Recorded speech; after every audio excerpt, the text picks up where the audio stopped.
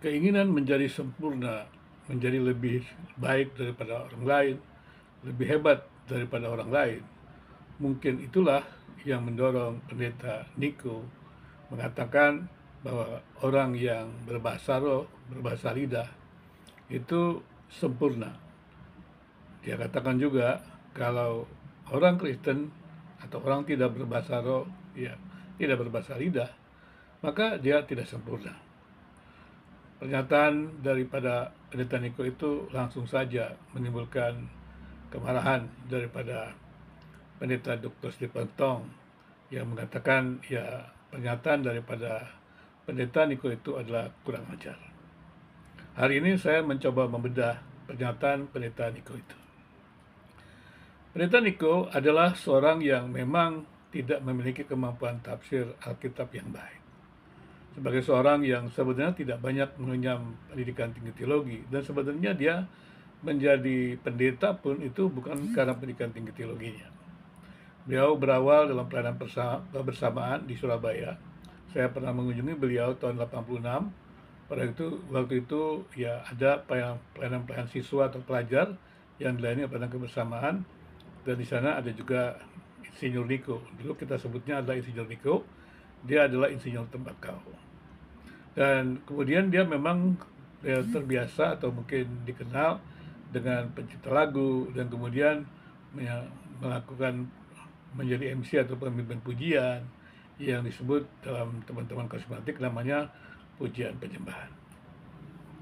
Entah bagaimana jadinya saya tidak tahu, tetapi ketika Alex Abraham, ya pendiri dari gereja Betani itu, kemudian ingin mendirikan gereja Betani di Jakarta, maka beliau kemudian meminta Insinyur Niko dan itu Tumiwa, seorang musikus, menjadi pendeta di gereja Betani itu, ya gereja Kristen Betani pada waktu itu, ya yang berada di Gerakarsa.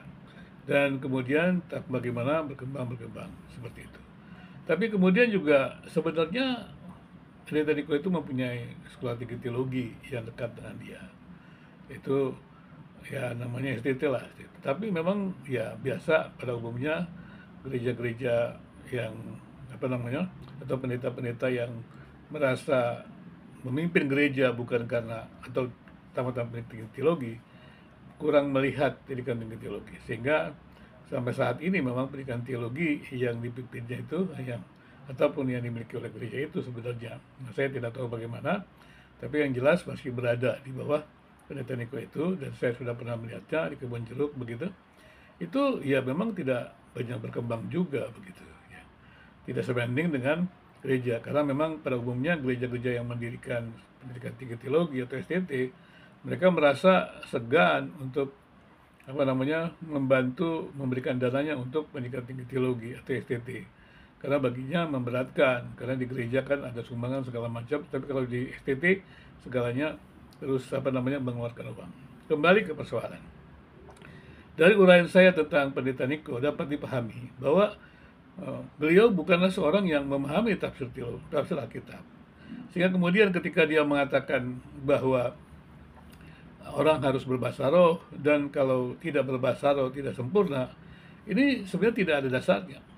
Dan kemudian klaimnya ini kan jelas-jelas menyinggung orang lain.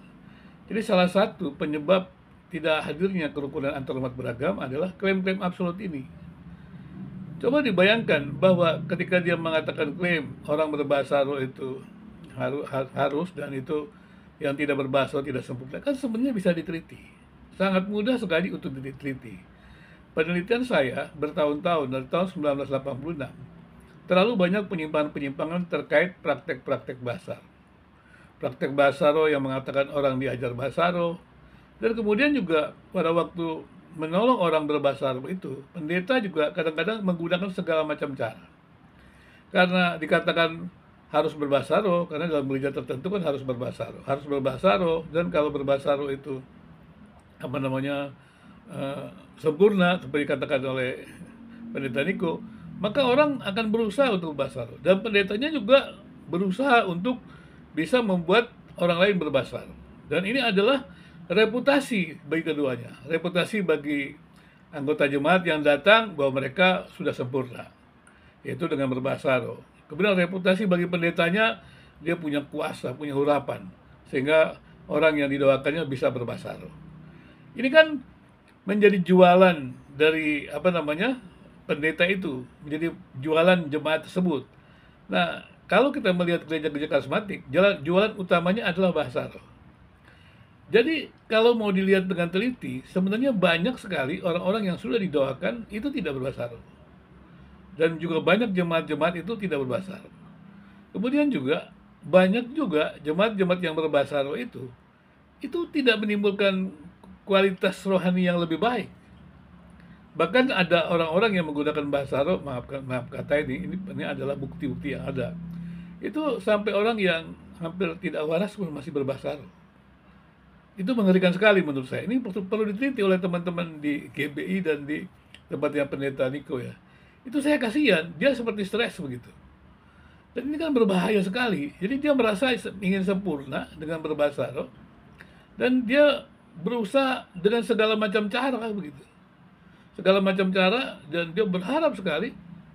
Tetapi setelah dia dikatakan berbahasa roh, saya tidak tahu bagaimana itu ya, karena dipaksa begitu, dipaksa harus mengikuti dan segala macam. Tapi penekanan kepada bahasa itu, kalau saya perhatikan, itulah yang menjadi persoalan. Bagaimana bisa kuasa Tuhan itu, ya, kehadiran Tuhan itu diidentikan dengan bahasa? Bahasa itu kan, kalau dikatakan, kalau kata mereka, kalau berbahasa itu berkembang. Nah, seperti misalnya berkembang dari hanya bayi, kemudian